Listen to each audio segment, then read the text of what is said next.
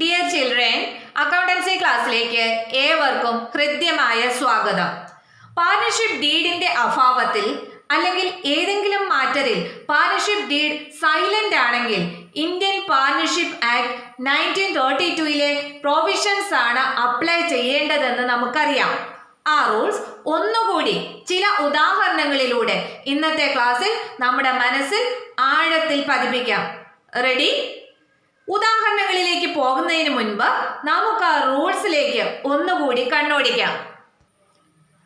ദാ നോക്കിക്കേ, പാർട്ണർഷിപ്പ് ഡീഡിന്റെ അഭാവത്തിലോ അല്ലെങ്കിൽ ഈ മാറ്ററുകൾ എങ്ങനെ കൈകാര്യം ചെയ്യണമെന്ന് ഡീഡിൽ പരാമർശിച്ചിട്ടില്ലെങ്കിലോ എന്താണ് ചെയ്യേണ്ടത്? Indian Partnership Act 1932 provisions apply ചെയ്യണം, അല്ലേ? ഓരോ മറ്റൊരാളായിട്ട് നമുക്ക് നോക്കാം. First, sharing of profit or losses, ലാഭവും നഷ്ടവും എങ്ങനെ പങ്കിടണം. അതായത് ഡീഡില്ല അല്ലെങ്കിൽ ഡീഡില് ലാഭവും നഷ്ടവും പങ്കിടുന്നതിനെ കുറിച്ച് മെൻഷൻ ചെയ്തിട്ടില്ല എങ്കിൽ എങ്ങനെയാണ് പാർട്ട്നേഴ്സ് ലാഭവും നഷ്ടവും പങ്കിടേണ്ടത്? Profit or losses are shared equally by the partners, ലാഭവും നഷ്ടവും അവര് തുല്യമായി പങ്കിടേണ്ടതാണ്.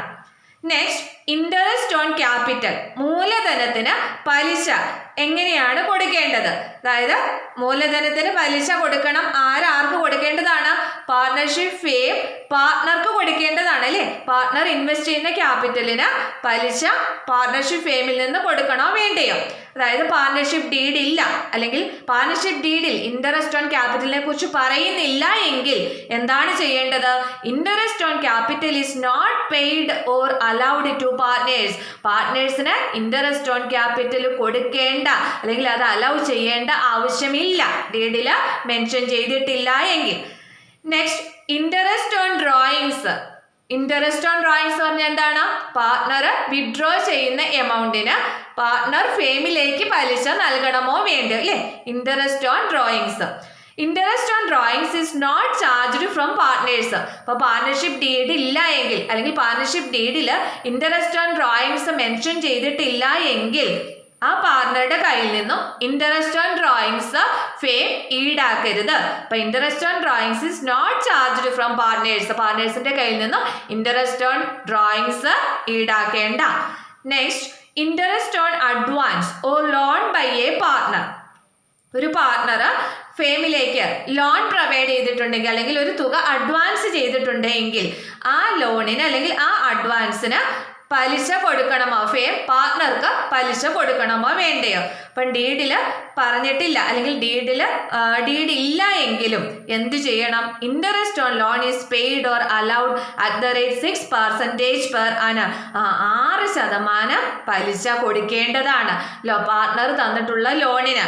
ഡീഡ് ഇല്ല എങ്കിലും അല്ലെങ്കിൽ ഡീഡിൽ പറഞ്ഞിട്ടില്ലെങ്കിൽ പോലും ലോണായിട്ട് തന്നിട്ടുള്ള എമൗണ്ടിന് ഫേമിൽ നിന്ന് പാർട്ണർക്ക് ഇൻട്രസ്റ്റ് കൊടുക്കേണ്ടതാണ്. അപ്പം ലോണായിട്ട് തന്ന എമൗണ്ടിനാണ് കൊടുക്കേണ്ടത് കേട്ടോ. അപ്പം ക്യാപിറ്റലായിട്ട് കൊണ്ടുവന്നതല്ല. ക്യാപിറ്റൽ കൂടാതെ ഏതെങ്കിലും പാർട്ണർ ലോൺ അല്ലെങ്കിൽ അഡ്വാൻസ് ചെയ്തിട്ടുണ്ടെങ്കിൽ ഒരു തുക അഡ്വാൻസ് ആയിട്ട് തന്നിട്ടുണ്ടെങ്കിൽ ആ തുകയ്ക്ക് എന്ത് ചെയ്യേണ്ടതാണ്? 6% പലിശ വെച്ച് ഫേമിൽ നിന്നും പാർട്ണർക്ക് കൊടുക്കേണ്ടതാണ്. Interest on partners loan is a charge against profit. ഈ ഇൻട്രസ്റ്റ് ഓൺ പാർട്ട്നേഴ്സ് ലോൺ എന്ന് പറയുന്നത് ഒരു ചാർജ് എഗനിസ്റ്റ് പ്രോഫിറ്റ് ആണ്. എന്ന് വെച്ചാൽ എന്താണ്? It means interest is paid whether the firm earns profit or income loss. അതായത് ഈ ഇൻട്രസ്റ്റ് 6% പലിശ കൊടുക്കണം. ആ ഫേമിന് ആ കറണ്ട് ഇയറിൽ ലാഭമല്ല നഷ്ടമാണെങ്കിൽ കൂടിയും പലിശ 6% വെച്ച് കൊടുക്കേണ്ടതാണ്. അപ്പൊ അതുകൊണ്ടാണ് it is a charge against profit എന്ന് പറയുന്നത്. Next, remuneration to partners. പാർട്ട്നേഴ്സിന് കൊടുക്കുന്ന പ്രതിഫലം അല്ലെങ്കിൽ അവർക്കുള്ള റെമ്യൂണറേഷന്റെ കാര്യം എങ്ങനെയാണ്? ഡീഡില്ല അല്ലെങ്കിൽ ഡീഡിൽ അതിനെക്കുറിച്ച് പറയുന്നില്ല എങ്കിൽ റെമ്യൂണറേഷൻ, അതായത് ചിലപ്പോൾ സാലറി ആകാം അല്ലെങ്കിൽ കമ്മീഷൻ ആകാം, is not paid or allowed to any partners. അപ്പോൾ ഒരു പാർട്ട്ണർക്കും റെമ്യൂണറേഷൻ കൊടുക്കേണ്ട ആവശ്യമില്ല. ഡീഡില്ല എങ്കിൽ അല്ലെങ്കിൽ ഡീഡിൽ മെൻഷൻ ചെയ്തിട്ടില്ല എങ്കിൽ പാർട്ട്നേഴ്സിന് റെമ്യൂണറേഷൻ കൊടുക്കേണ്ട ആവശ്യം ഇല്ല. Next, admission of partner. ഇപ്പോൾ ഒരു പുതിയ പാർട്ണറെ അഡ്മിറ്റ് ചെയ്യുന്നത് എങ്ങനെയാണ്?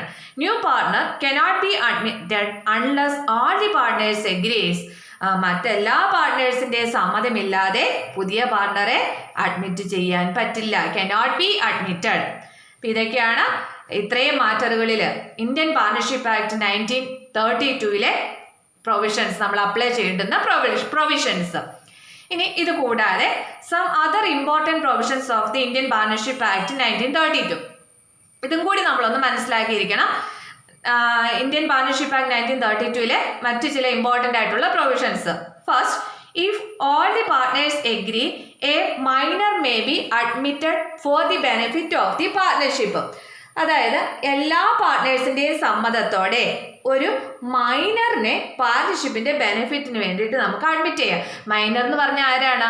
18 വയസ്സ് താഴെയുള്ള വ്യക്തി അല്ലേ. അപ്പം അങ്ങനെയുള്ള ഒരു വ്യക്തിയെ പാർട്ണർഷിപ്പ് ഫേമിൽ അഡ്മിറ്റ് ചെയ്യാം പാർട്ണർഷിപ്പിന്റെ ബെനിഫിറ്റിന് വേണ്ടിയിട്ട്. എല്ലാ പാർട്ട്നേഴ്സും എഗ്രി ചെയ്ത, if all the partners agree, മറ്റെല്ലാ പാർട്ട്നേഴ്സിന്റെ സമ്മതത്തോടു കൂടി നമുക്കൊരു മൈനറെ പാർട്ണർഷിപ്പിന്റെ ബെനിഫിറ്റിന് വേണ്ടി അഡ്മിറ്റ് ചെയ്യാം. Next, a person may be admitted as a partner either with the consent of all the existing partners or in accordance with an express agreement among the partners. ഇവിടെ എന്താ പറയുന്നത്? നിലവിലുള്ള എല്ലാ പാർട്ട്നേഴ്സിൻ്റെയും സമ്മതത്തോടെയോ അല്ലെങ്കിൽ പാർട്ട്നേഴ്സിൻ്റെ ഇടയിലുള്ള ഒരു വ്യക്തമായ കരാറിന് അനുസൃതമായോ പുതിയ ഒരാളെ പാർട്ട്ണറായിട്ട് അഡ്മിറ്റ് ചെയ്യാം. ഇപ്പോൾ ഒരു പുതിയ ആളെ പാർട്ട്ണറായിട്ട് അഡ്മിറ്റ് ചെയ്യണമെങ്കിൽ എന്ത് വേണം? മറ്റെല്ലാ പാർട്ട്നേഴ്സിൻ്റെയും കൺസെൻറ്റ്, സമ്മതം വേണം അല്ലേ. With the consent of all the existing partners, നിലവിലുള്ള ബാക്കി എല്ലാ പാർട്ട്നേഴ്സിൻ്റെയും സമ്മതത്തോടെയോ അല്ലെങ്കിൽ അവർക്കിടയിലുള്ള ഒരു എക്സ്പ്രസ് എഗ്രിമെൻ്റ് അല്ലെങ്കിൽ ഒരു വ്യക്തമായ കരാറിനനുസൃതമായോ ഒരു പുതിയ പാർട്ട്ണറെ അഡ്മിറ്റ് ചെയ്യാവുന്നതാണ്. Next, a partner may retire from the firm either with the consent of all the other partners or in accordance with an express agreement among the partners. അപ്പോൾ ഈ അഡ്മിറ്റ് ചെയ്യുന്ന case പോലെ തന്നെ ഒരു പാർട്ട്ണർക്ക് റിട്ടയർ ആയി പോകുന്നതും എന്ത് ചെയ്യാം? മറ്റെല്ലാ പാർട്ട്നേഴ്സിൻ്റെയും സമ്മതത്തോടെ ഫേമിൽ നിന്ന് പിരിഞ്ഞു പോകാം, അല്ലെങ്കിൽ പാർട്ട്നേഴ്സിൻ്റെ ഇടയിലുള്ള ഒരു വ്യക്തമായ കരാറിനനുസൃതമായിട്ട് റിട്ടയർ ചെയ്യാവുന്നതാണ്. Next, registration of the firm is optional and not compulsory. ഈ പാർട്ണർഷിപ്പ് ഫേമിന്റെ രജിസ്ട്രേഷൻ എന്ന് പറയുന്നത് ഓപ്ഷണൽ ആണ്. അതായത് അത് വേണമെങ്കിൽ നമുക്ക് അവർക്ക് താല്പര്യമുണ്ടെങ്കിൽ അത് രജിസ്റ്റർ ചെയ്യാം, അല്ലെങ്കിൽ വേണ്ട. അപ്പോൾ രജിസ്ട്രേഷൻ എന്ന് പറയുന്നത് കമ്പൽസറി അല്ല, നോട്ട് കമ്പൽസറി, ഓപ്ഷണൽ ആണ്, കമ്പൽസറി അല്ല. Next, unless otherwise agreed by the partners in the partnership deed a firm is dissolved on the death of a partner.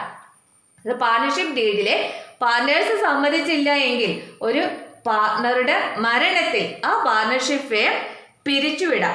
Dissolve ആകാന്ന് പറഞ്ഞാൽ അത് അടച്ചു കൂട്ടുക അല്ലെങ്കിൽ പിരിച്ചുവിടപ്പെടാവുന്നതാണ്. ഇപ്പം ഈ പ്രൊവിഷൻസും കൂടി ഓർത്ത് വയ്ക്കുക. ഇനി നമുക്ക് ഇതുമായി ബന്ധപ്പെട്ട കുറച്ച് ഇല്ലസ്ട്രേഷൻസ് ഡിസ്കസ് ചെയ്യാം. Illustration 1.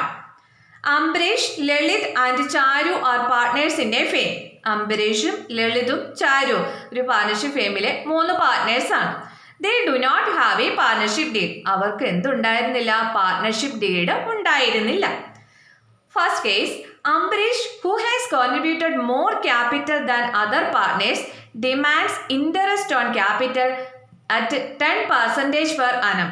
But Lalit and Charu do not agree with him. ഇതിവിടെ എന്താണ് ഉണ്ടായത്? അംബരീഷ് പറഞ്ഞു, ഞാനാണ് കൂടുതൽ ക്യാപിറ്റൽ കൊണ്ടുവന്നിട്ടുള്ള, മറ്റ് 2 പാർട്ട്നേഴ്സിനേക്കാൾ കൂടുതൽ ക്യാപിറ്റൽ കോൺട്രിബ്യൂട്ട് ചെയ്തിരിക്കുന്നത് അംബരീഷാണ്, അതുകൊണ്ട് എനിക്ക് 10% ഇൻട്രസ്റ്റ് ഓൺ ക്യാപിറ്റൽ തരണമെന്ന് പറഞ്ഞു. അംബരീഷ് ഇൻവെസ്റ്റ് ചെയ്ത ക്യാപിറ്റലിന് 10% ഇൻട്രസ്റ്റ് ഫേമിൽ നിന്ന് കൊടുക്കണമെന്ന് അംബരീഷ് ആവശ്യപ്പെടുന്നു. But Lalit and Charu do not agree with him. എന്നാൽ ലളിതും ചാരുവും അദ്ദേഹത്തിൻ്റെ അഭിപ്രായത്തോട് യോജിച്ചില്ല. അവർക്കിടയിലുള്ള ഈ തർക്കം എങ്ങനെ പരിഹരിക്കും? ആലോചിച്ച് നോക്കിക്കേ. They do not have partnership deed. അവർക്ക് എന്തില്ല? പാർട്ണർഷിപ്പ് ഡീഡ് ഇല്ല. അപ്പോൾ എന്ത് പ്രൊവിഷൻസ് ആണ് അപ്ലൈ ചെയ്യേണ്ടത്? ഇന്ത്യൻ പാർട്ണർഷിപ്പ് ആക്ട് 1932 പ്രൊവിഷൻസ് വേണം അപ്ലൈ ചെയ്യാൻ. അപ്പം ഇവിടെ മാറ്റർ എന്താണ്? ഇൻട്രസ്റ്റ് ഓൺ ക്യാപിറ്റൽ ആണല്ലേ. അപ്പം ഇൻട്രസ്റ്റ് ഓൺ ക്യാപിറ്റലിൻ്റെ കേസിൽ ഈ പാർട്ണർഷിപ്പ് ഡീഡിന്റെ അഭാവത്തിൽ എന്ത് ചെയ്യണമെന്നാണ് നമ്മൾ പഠിച്ചിരിക്കുന്നത്? കണ്ടോ, interest on capital is not paid or allowed to partners. പാർട്ട്നേഴ്സിന് ഇൻട്രസ്റ്റ് ഓൺ ക്യാപിറ്റൽ പ്രൊവൈഡ് ചെയ്യേണ്ടതുണ്ടോ? വേണ്ടല്ലേ. അപ്പോൾ ഇവിടെ interest on capital is not payable to any partner. ഒരു പാർട്ണർക്കും ഇൻട്രസ്റ്റ് ഓൺ ക്യാപിറ്റൽ കൊടുക്കേണ്ടതില്ല. Therefore Ambarish will not get interest on capital. അംബരീഷിന് interest on capital കിട്ടുമോ? ഇല്ല. ഇപ്പം അങ്ങനെ ആൻസർ എഴുതേണ്ട രീതി നോക്കിക്കോ. അതിനകത്ത് എഴുതുന്നത് കണ്ടോ, എന്താ partners do not have a partnership deed. Therefore, provisions of the Indian Partnership Act 1932 will apply to settle the disputes. ഇവിടെ പാർട്ണർഷിപ്പ് ഡീഡ് ഇല്ല, അതുകൊണ്ട് ഇന്ത്യൻ പാർട്ണർഷിപ്പ് ആക്ട് 1932 പ്രൊവിഷൻസ് ആണ് ഇവർക്കിടയിലെ തർക്കങ്ങൾ പരിഹരിക്കുന്നതിന് വേണ്ടിയിട്ട് ഉപയോഗിക്കുന്നത്. അപ്പോൾ ഈ ഫസ്റ്റ് കേസിൽ എന്താ ചെയ്യേണ്ടത്? Interest on capital is not payable to any partner. ഒരു പാർട്ണർക്കും ഇൻട്രസ്റ്റ് ഓൺ ക്യാപിറ്റൽ പ്രൊവൈഡ് ചെയ്യേണ്ട. Therefore, Ambarish will not get interest on capital. Ambarish interest on capital കിട്ടുമോ? ഇല്ല. Next question. Lalit has devoted his full time in the business and demands a salary of rupees 5,000 per month. But Ambarish and Charu do not agree with him. ഈ ലളിത് എന്ന് പറയുന്ന പാർട്ണറാണ് ബിസിനസ്സിൻ്റെ full time devote ചെയ്ത്, അതായത് active പാർട്ണറായിട്ട് നിന്നുകൊണ്ട് മുഴുവൻ വർക്കുകളും കൂടുതൽ സമയം വർക്ക് ചെയ്യുന്നത് ലളിതാണ്, ഈ അംബരീഷിനേക്കാളും ചാരുവിനേക്കാളും. അപ്പോൾ ഈ ലളിത് പറഞ്ഞു, എനിക്ക് മാസം 5,000 രൂപ വെച്ച് സാലറി തരണമെന്ന് പറയുന്നു. But Ambarish and Charu do not agree with him. എന്നാൽ അംബരീഷും ചാരു അതിനോട് യോജിച്ചില്ല. നോക്കിക്കേ, ഇവിടെ ഡീഡ് ഇല്ല അല്ലേ? അപ്പം ഡീഡ് ഇല്ല എങ്കിൽ, അല്ലെങ്കിൽ ഡീഡിൻ്റെ അഭാവത്തിൽ പാർട്ണർക്ക് റെമ്യൂണറേഷൻ കൊടുക്കേണ്ടതുണ്ടോ? എന്താ പഠിച്ചത് നമ്മൾ? റെമ്യൂണറേഷൻ, അതായത് സാലറി ആയിക്കോട്ടെ കമ്മീഷൻ ആയിക്കോട്ടെ, is not paid or allowed to any partner. ഒരു പാർട്ണർക്കും റെമ്യൂണറേഷൻ കൊടുക്കേണ്ടതില്ല എന്നാണ് ആക്ച്വലി പറയുന്നത് അല്ലേ? അപ്പോൾ ഈ കേസിൽ എങ്ങനെ ആൻസർ എഴുതേണ്ടത്?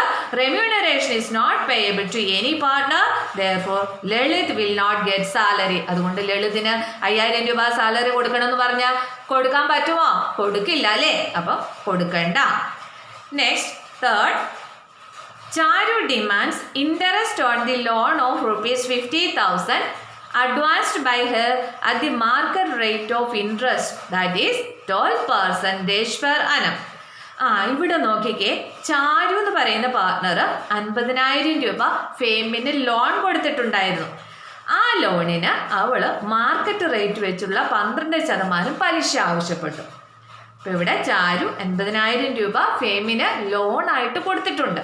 ക്ലിയർ? ആ ലോണിന് മാർക്കറ്റ് റേറ്റ് വെച്ചുള്ള പലിശയായ 12% തരണമെന്ന് ചാരു പറയുന്നു. കൊടുക്കാൻ പറ്റുമോ എന്ന് ആലോചിച്ച് നോക്കിക്കേ, ഇവിടെ ഡീഡ് ഇല്ല, അല്ലെങ്കിൽ ഡീഡിൽ 12% കൊടുക്കണമെന്ന് പറയുന്നില്ല. ഇങ്ങനൊരു സാഹചര്യത്തിൽ ഇൻട്രസ്റ്റ് ഓൺ ലോൺ എത്രയേ കൊടുക്കാവുള്ളൂ? Interest on loan is paid or allowed to 6% per annum. അപ്പോൾ ഇവിടെ ചാരുവിന് എത്ര ശതമാനം വെച്ച് മാത്രമേ ലോൺ ഇൻട്രസ്റ്റ് കൊടുക്കാവുള്ളൂ? 6% അല്ലേ? അപ്പോൾ 6%-ത്തിനാണ് ഇവിടെ ചാരുവിന് അർഹതയുള്ളൂ. അപ്പോൾ എങ്ങനെയാണ് അത് കാൽക്കുലേറ്റ് ചെയ്യുന്നത്? Interest on partners loan is payable at the rate 6% per annum. Therefore, Charu will get interest ₹3,000. 3,000 രൂപയെ പലിശ കിട്ടുള്ളൂ. അതായത് 50,000 രൂപയുടെ 6%. 50,000 × 6/100. അപ്പോൾ എത്ര പേര്? 3,000 രൂപയാണ് ഇൻട്രസ്റ്റ് ഓൺ ലോണായിട്ട് ചാരുവിന് കിട്ടുകയുള്ളൂ. 6% പലിശ മാത്രമല്ലാതെ 12% വെച്ച് കൊടുക്കേണ്ട ആവശ്യമില്ല. കാരണം ഡീഡ് ഇല്ല. ഡീഡ് ഇല്ലല്ലോ. ഡീഡ് ഇല്ല എങ്കിൽ പ്രൊവിഷൻസ് ഓഫ് ദ ആക്ട് ആണ് അപ്ലൈ ചെയ്യേണ്ടത്. ആക്ടിലെ പ്രൊവിഷൻസ് പ്രകാരം എത്ര ശതമാനമേ പറഞ്ഞിട്ടുള്ളൂ?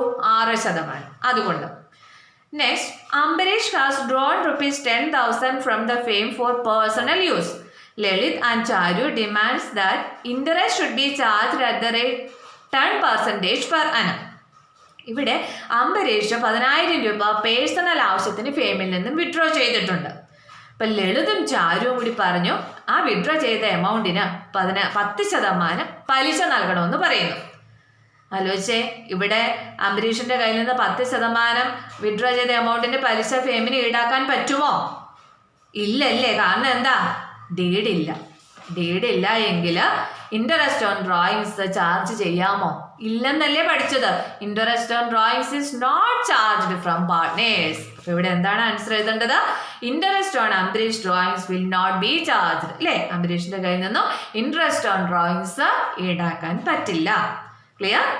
Next, profit before taking into account any of the above claims amounted to ₹50,000 at the end of the first year of the business.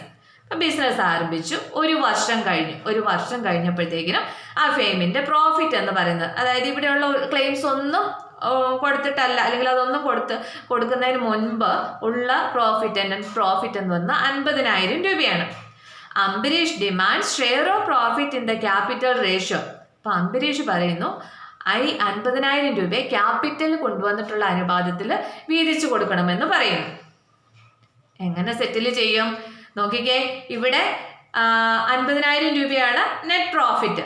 പക്ഷേ ഇതില് ഒരു ക്ലെയിം കൊടുത്തു തീർക്കേണ്ടതുണ്ട്, ബാക്കിയൊന്നും കൊടുക്കേണ്ടതില്ല. പക്ഷെ ഇതിനകത്ത് കൊടുക്കേണ്ടുന്ന ഒരു ക്ലെയിം ഉണ്ട്, അത് കുറച്ചിട്ടുള്ള എമൗണ്ട് മാത്രമേ ഈ പാർട്ട്നേഴ്സിനെ വീതിച്ചു കൊടുക്കാൻ പറ്റത്തുള്ളൂ.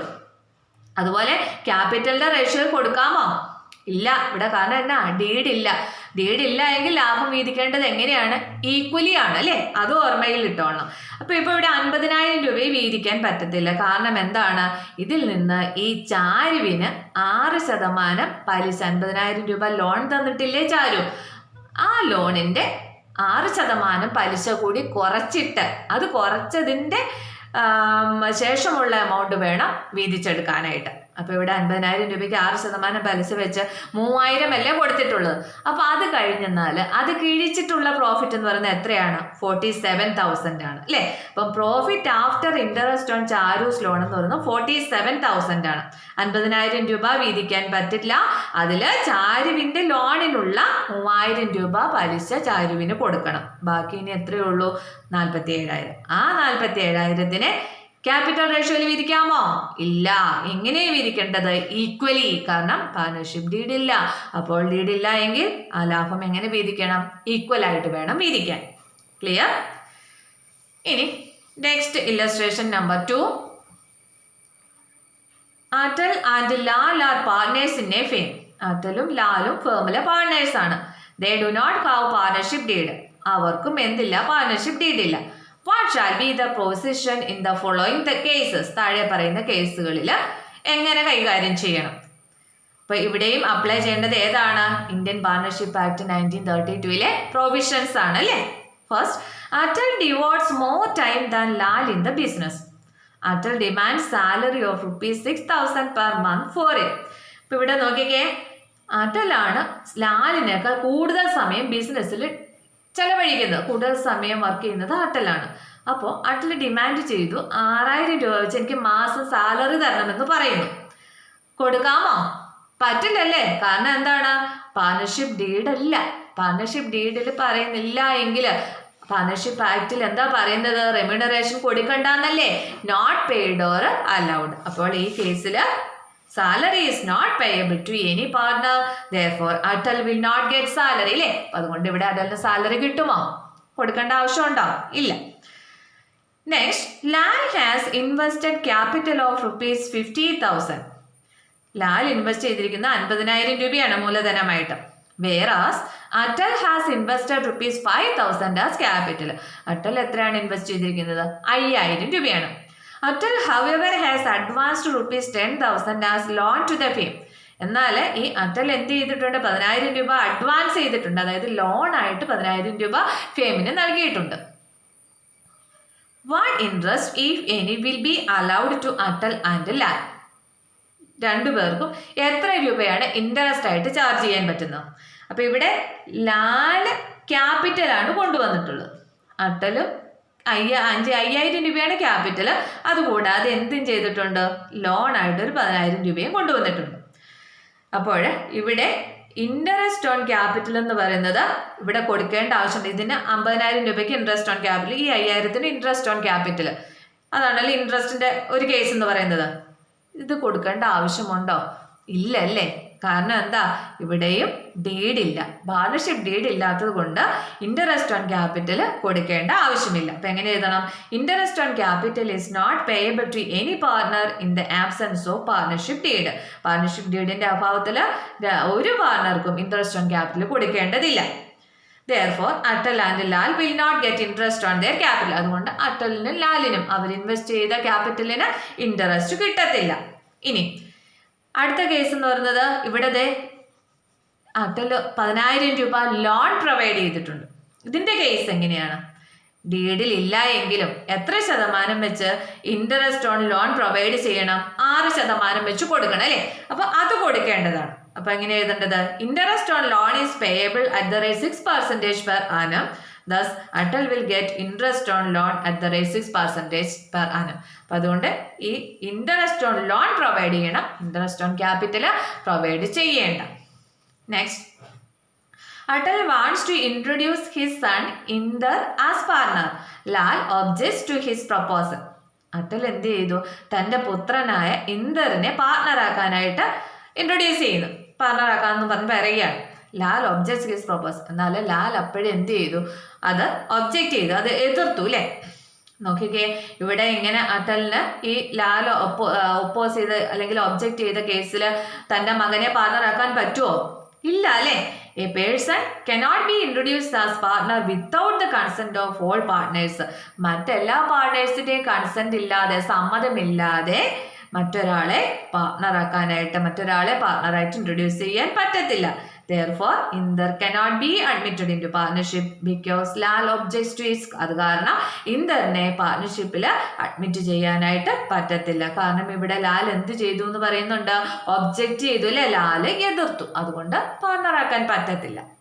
Next, Lal wants that profit should be distributed in the ratio of their capitals, but Atal wants that it should be distributed equally. അപ്പം ഇവിടെ എന്താണ് പറയുന്നത്? ലാല് പറഞ്ഞു ഈ പ്രോഫിറ്റ് എല്ലാം അവർ കൊണ്ടുവന്ന ക്യാപിറ്റലിന്റെ അനുപാതത്തിൽ വീതിക്കണമെന്ന്. But Atal wants that it should be distributed equally. എന്നാൽ അട്ടൽ എന്താണ് ആഗ്രഹിച്ചത്? അത് തുല്യമായിട്ട് വീതിക്കാനാണ് അല്ലേ? അപ്പോൾ നോക്കിക്കേ, ഇവിടെ പാർട്ണർഷിപ്പ് ഡീഡ് ഇല്ലാത്തൊരു കേസിൽ ലാഭമായിക്കോട്ടെ നഷ്ടമായിട്ട് അത് തുല്യമായിട്ട് പങ്കിടണമെന്നാണ് നമ്മൾ പഠിച്ചത്. അപ്പം profit shall be shared equally between Atal and Lal after deducting the interest on loan of Atal at the rate 6% per annum on rupees 10,000. പിന്നെ വീതിക്കുന്നതിന് മുമ്പ് ഒരു കാര്യം ചെയ്യണം. എന്താണ്? ഇവിടെ അട്ടല് 10,000 രൂപ ലോണായിട്ട് കൊണ്ടുവന്നിട്ടുണ്ട്. ആ ലോണിന്റെ ഇൻട്രസ്റ്റ് കൊടുത്ത ശേഷമുള്ള ലാഭം വേണം ഈക്വലായിട്ട് വീതിക്കാൻ. അത് കൊടുത്തിട്ട് അതിന് ശേഷമുള്ള ലാഭം വേണം ഈക്വലായിട്ട് വീതിക്കാനായിട്ട്. അത് ഓർത്തോളണം. ക്ലിയർ? Next, illustration 3. ഇവിടെ ഓറൽ എഗ്രിമെന്റ് ആണ്. എന്ന് വെച്ചാൽ എന്താണ്? വാക്കാലുള്ള കരാറാണ് അല്ലേ? എഴുതി തയ്യാറാക്കിയതല്ല, വാക്കാലുള്ള എഗ്രിമെന്റ് ഉണ്ട് അവിടെ. Harry and Gary are partners in a firm. They have not entered into partnership deed but had agreed on the following. ഹാരിയും ഗാരിയും ഫേമിലെ പാർട്ട്നേഴ്സ് ആണ്. They have not entered into partnership. അവർക്ക് എഴുതി തയ്യാറാക്കിയ പാർട്ട്ണർഷിപ്പ് ഡീഡ് ഒന്നുമില്ല. പക്ഷെ അവർ ചില കാര്യങ്ങളിൽ എഗ്രിമെന്റ് വെച്ചിട്ടുണ്ട്, ഓറൽ എഗ്രിമെന്റ് വെച്ചിട്ടുണ്ട് ഇത്രയും കാര്യങ്ങളിൽ. First, salary will be paid to Harry at the rate 10,000 per month. ഹാരിക്ക് 10,000 രൂപ വെച്ച് മാസ സാലറി കൊടുത്തുകൊള്ളാമെന്ന് വാക്കാൽ പറഞ്ഞിട്ടുണ്ട്.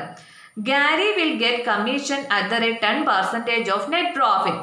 ഗാരിക്ക് 10% നെറ്റ് പ്രോഫിറ്റിന്റെ 10% കമ്മീഷനായിട്ട് കൊടുക്കാമെന്നും വാക്കാൽ കരാറുണ്ട്. Third, interest will be allowed on capitals at the rate 10% per annum.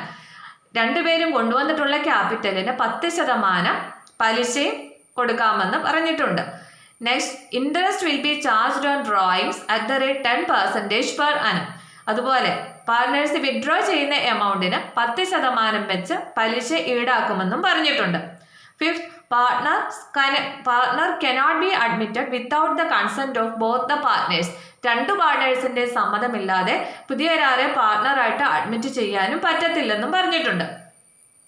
How will be the following disputes resolved. ഇങ്ങനെയുള്ള ഒരു കേസിൽ താഴെ പറയുന്ന തർക്കങ്ങൾ എങ്ങനെ നിങ്ങൾ പരിഹരിക്കും? First, Gary demands to be paid salary as Harry is being paid because his commission is lower. അപ്പം ഗാരി പറയുകയാണ്, എനിക്കും സാലറി തരണം, കാരണം ഹാരിക്ക് സാലറി കൊടുക്കുന്നുണ്ട്. Salary of Harry 10,000 per month എന്ന് പറയുന്നുണ്ട്. അതുകൊണ്ട് ഗാരി പറയുന്നു, എനിക്കും സാലറി തരണം, കാരണം എനിക്കിവിടെ കമ്മീഷനായിട്ട് 10% പറഞ്ഞിട്ടുള്ളൂ, നെറ്റ് പ്രോഫിറ്റിന്റെ 10% പറഞ്ഞിട്ടുള്ളൂ. അപ്പം അത് പറ്റില്ല, എനിക്ക് അത് കൂടാതെ എനിക്കും സാലറി തരണമെന്ന് ഗാരി ഡിമാൻഡ് ചെയ്യുന്നു. Next case, Harry demands that his son Sherry be admitted as partner for 25% share to be given out of his share of profits to which Gary disagree. പിന്നെ ഹാരി പറയുകയാണ്, ഹാരിയുടെ പുത്രനായ ഷെറിയെ partnership ഫേമിൽ admit ചെയ്യണമെന്ന്. 25% ഷെയറും കൊടുക്കണം, share of പ്രോഫിറ്റിന്റെ share കൊടുക്കണം. അതിനെ Gary എന്ത് ചെയ്യുന്നു? ഡിസഗ്രി ചെയ്യുന്നു. ഗാരി അത് സമ്മതിക്കുന്നില്ല. ഹാരിയുടെ പുത്രനെ പാർട്ണർ ആക്കണമെന്ന് പറയുന്നത് ഗാരി എതിർക്കുന്നു. ഈ 2 തർക്കങ്ങൾ എങ്ങനെ നിങ്ങൾ പരിഹരിക്കും? എന്താ ചെയ്യേണ്ടത്? അപ്പൊ ഇവിടെ ഡീഡ് അല്ലെങ്കിൽ ഓറൽ എഗ്രിമെന്റ് ആണ് അല്ലേ? അപ്പം partnership agreement may be written or oral. നമ്മൾ പഠിച്ചിട്ടുണ്ട് പാർട്ണർഷിപ്പ് എഗ്രിമെന്റ് എന്ന് പറയുന്നത് ഓറൽ ആകാം, റിട്ടൺ ആകാം. Therefore, the terms agreed orally between Harry and Gary is a valid agreement. അതുകൊണ്ട് തന്നെ ഇവർക്കിടയിലുള്ള ഹാരിക്കും ഗാരിക്കും ഇടയിലുള്ള ഈ വാക്കാലുള്ള എഗ്രിമെന്റ് എന്ന് പറയുന്നത് വാലിഡ് ആയത് തന്നെയാണ്. സോ ഫസ്റ്റ് കേസ് എങ്ങനെ ഡീൽ ചെയ്യേണ്ടത്?